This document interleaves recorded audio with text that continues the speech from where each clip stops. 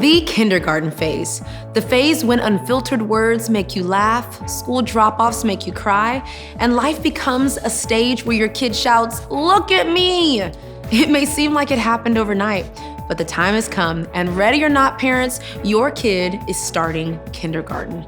You'll have less control over your child's surroundings than ever before. But before you hyperventilate, remember, there's still so much to look forward to in the 5-year-old phase. For example, this year, your kindergartner will be able to ride a bicycle, roller skate, and jump rope. So it's probably time to invest in a helmet or two. Socially, your kid wants to please and help adults, but may have a hard time asking for help. Kindergartners tend to be optimistic. They can be fanatical about the truth and express feelings better through play and art rather than words. You should probably make some decisions about your tooth fairy plan because the average 5-year-old will start losing teeth fairly soon. While no two 5-year-olds are the same, there are a few universal truths when it comes to parenting and leading this phase. First, get ready for some memorable moments.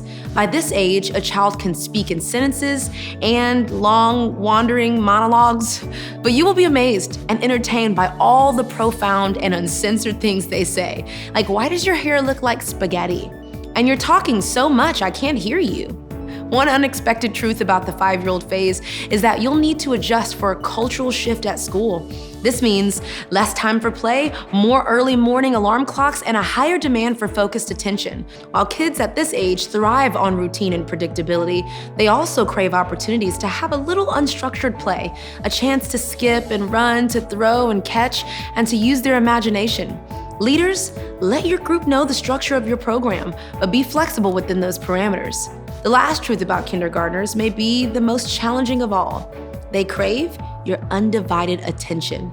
Where previously a kid might have been one adorable toddler drawing the attention of multiple adults, they are now in a classroom with multiple kids, some even almost as cute and as smart as themselves. At school, at church, or on the soccer field, one thing is true.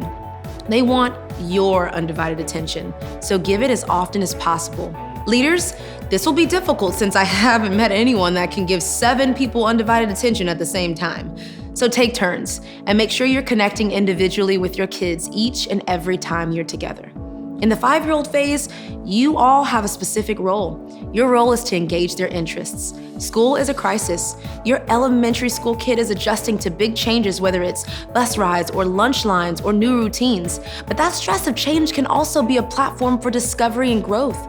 The way you answer their questions, listen to their stories, and show up consistently will help them improve their abilities. Let me break it down for you. It's important to know that a kindergartner thinks like a scientist. The way they process information best is when you give them concrete examples. Don't just talk to them about constellations, take them outside and have them search for the Big Dipper. Leaders, when you're engaging this age in a conversation about faith, be specific about how trusting God looks in real, everyday life. Kindergartners are constantly asking the same question: do I have your attention?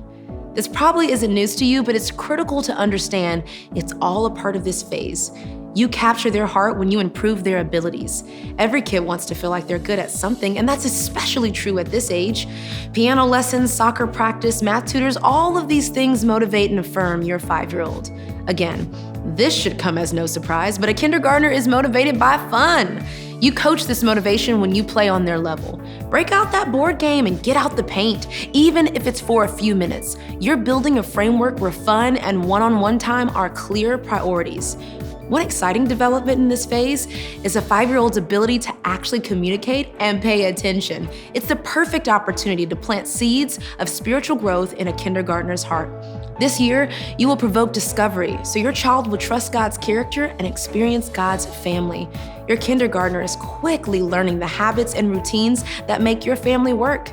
Make church a priority, but don't let it be the only time you talk about faith. Talk about God as you go about your day. You do that when you invite them to pray out loud. Say things like, "Are you scared? Let's talk to God about it." Or say things like, "Isn't that wonderful? Let's stop and thank God for it." You can repeat simple statements that you want them to memorize. Things like, "You need to make the wise choice," and "You should treat others the way you want to be treated." You can also talk about what your kid learns at church. Ask specific questions like, "What did Jesus do when he went to Zacchaeus' house?" Finally, you can connect with a faith community.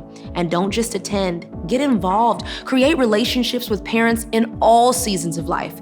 You'll need their support and wisdom now and as your kid moves on to the next phase. Time with a 5-year-old will move more quickly than you think. In fact, there are approximately 676 weeks from the time a kindergartner turns 5 until they leave home and move on to what's next. Remember, it's just a phase, so don't miss it.